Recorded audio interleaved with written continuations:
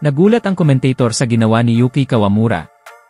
Grabe ang hustle, mga idol, ng 5'8 guard. Tatlo pa ang sumabay sa kanya sa court. Double-double performance ang pinakita ni Yuki sa isang araw lang, matapos maglaro sa dalawang magkasunod na games, mga idol. Simula nang ma-assign si Yuki Kawamura sa G-League team ng Memphis Grizzlies noong nakaraang linggo, talaga namang pinapahanga niya ang lahat.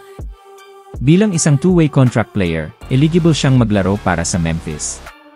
At dahil impressive ang kanyang G-League debut, dinayo pa siya ng kanyang Memphis teammate na si Ja Morant para personal na panoorin ang laban nila kontra sa Osceola Magic.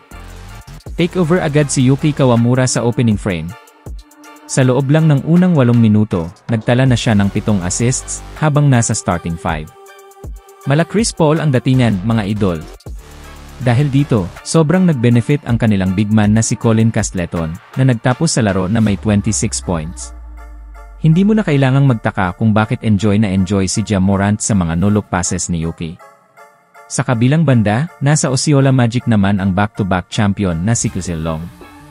Nagsimula namang umiscore si Yuki Kawamura sa second frame kung saan nagtala siya ng 3 out of 8 3-pointers. Hindi talaga nagsasayang ng posisyon si Yuki, at mas marami pang ang turnovers ang kanilang sentro kaysa sa kanya. Sa 3 3-point shots ni Yuki, halos lahat ay wide open, hindi gaanong na-contest ng depensa ng kalaban.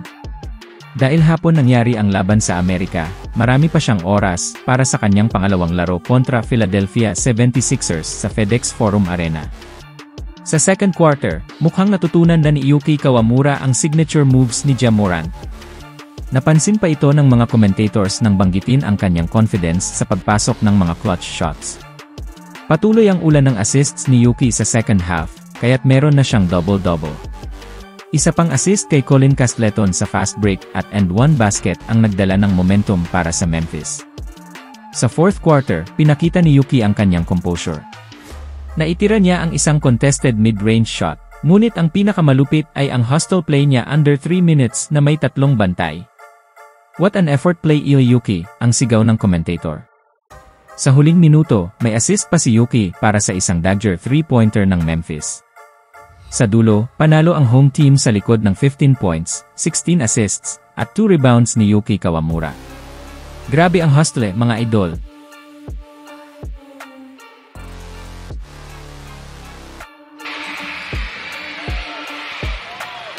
Oh, nice pass from Yuki to Castleton, who lays it in. Oh, he is dropping dimes all over the Landers Center. Rise Behind the back now. Oh, wow. Washington. Referees aren't sure, so we'll call a jump ball. As you see, Yuki behind the back, tough cuts.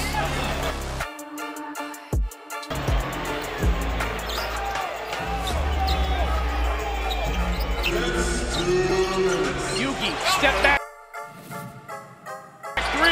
Yes, sir! Yes!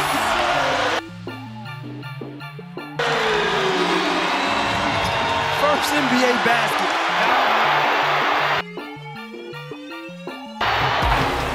Step back 3 here.